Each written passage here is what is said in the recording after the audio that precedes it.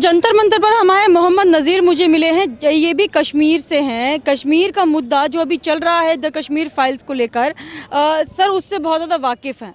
मुझे बता रहे थे कि कश्मीर में जिस तरीके से हालात 1990 में रहे थे उन्होंने अपनी आंखों से देखे हैं। तो जान लेते हैं इनका क्या कहना है, क्या क्या इन्होंने देखा था। आप कश्मीर से हैं सर? जी सर, मैं कश्मीर से ही हूँ सर। क्या नाम है आपका? आपका नाम मुझे मोहम्मद नज़ीर आपने? मोहम्मद नज़ीर है सर मेरा नाम, मोहम्मद नज़ीर गुरु।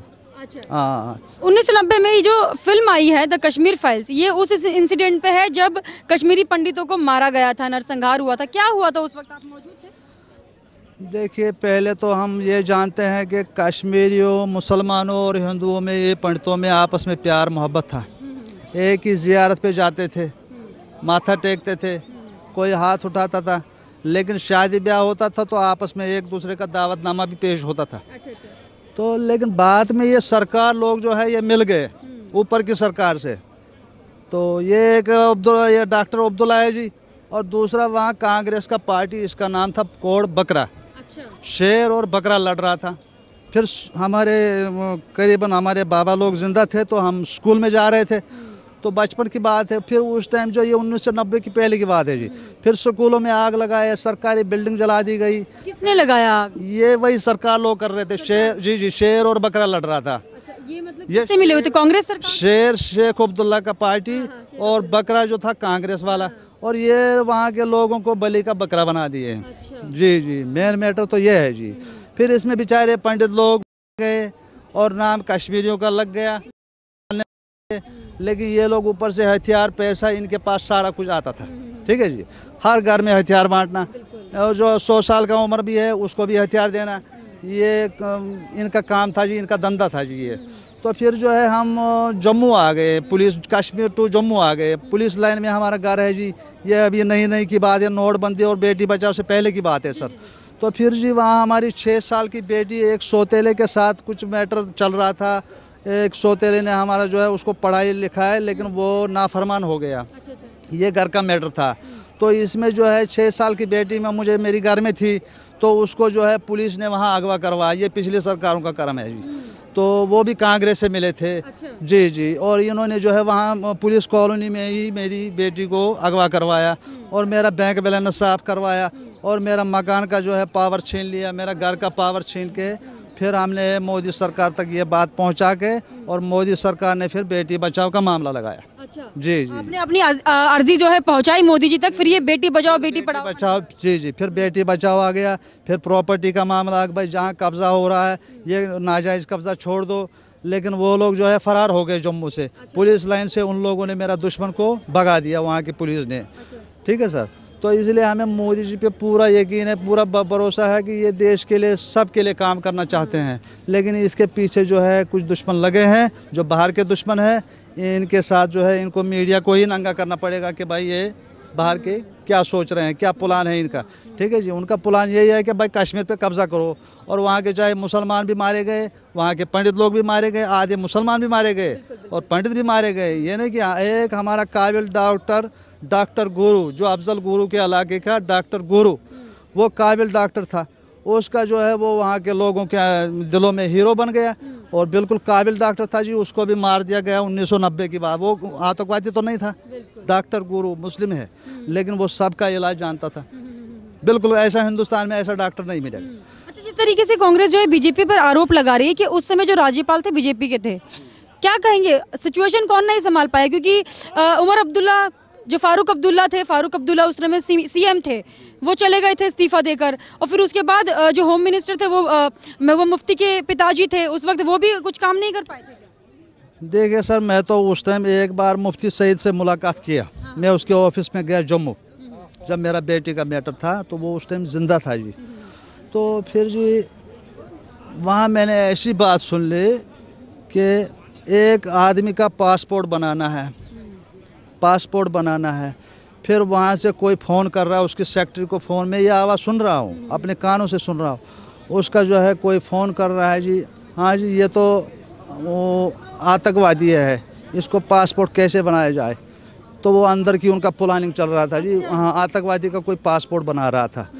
तो लेकिन जो मोदी सरकार है, ऐसे तो हमने ईमानदार देखे ही नहीं, चाहे महबूबा मुफ्ती हो, लेकिन इनका जो है वहाँ गठबंधन इसी चीज़ का है कि वहाँ लोगों को परेशान करो, मारो और ज़मीन पर कब्जा करो।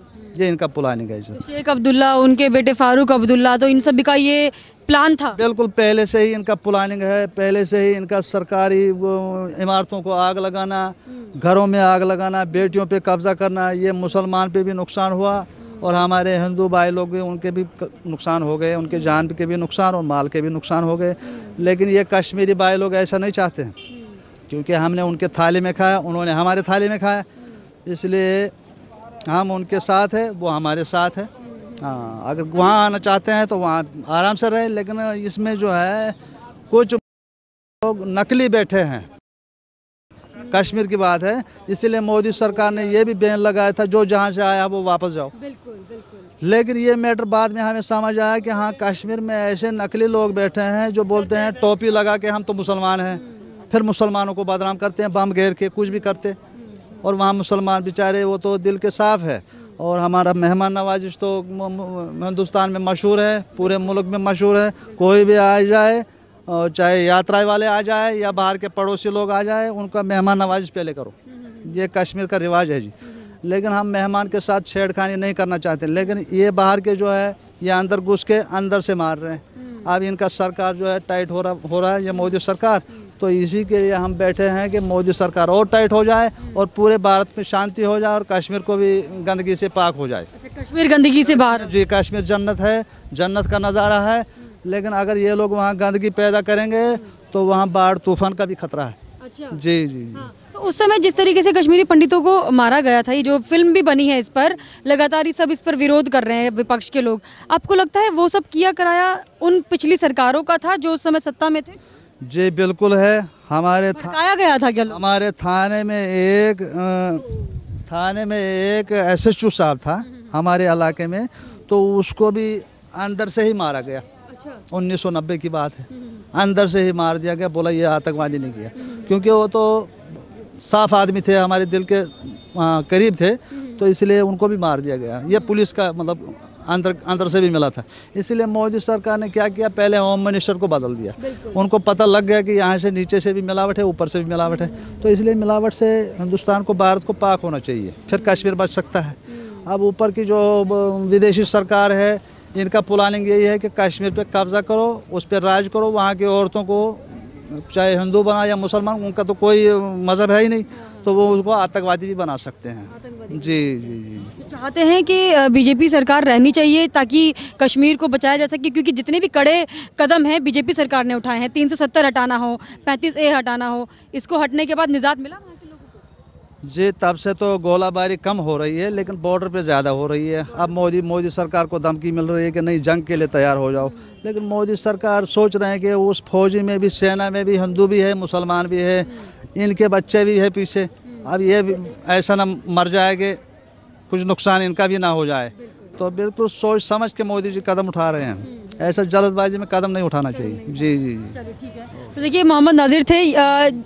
जिस तरीके से इन्होंने मुझे बताया कि 1990 में ये गवाह रहे हैं, उस वक्त वहाँ मौजूद थे, और चाहे वो महबूबा मुफ्ती के पिताजी हो जो उस वक्त होम मिनिस्टर हुआ करते थे, फारूक अब्दुल्ला हो जो कि CM पद छोड़कर भाग गए थे जब कश्मीरी पंडितों का नरसंहार हो रहा था, उस वक्त इन्होंने देखा कि किस तरीके से मुसलमानों को भी मारा जा रहा था, कश्मीरी पंडितों को भी मारा जा रहा था, हर एक का वहाँ पर नरसंहार किया जा रहा था, और मारने वाला और कोई नहीं, वही आतंकवादी लोग थे, और वो सरकारों के साथ मिले हुए थे। और सरकार उस वक्त किसकी थी? कांग्रेस की, फारूक अब्दुल्ला की। और यही वो लोग थे जिन्होंने ये पूरा नरसंहार करवाने का काम किया, लोगों को भड़काने का काम किया, आतंकवादियों के पासपोर्ट तक बनवाते थे।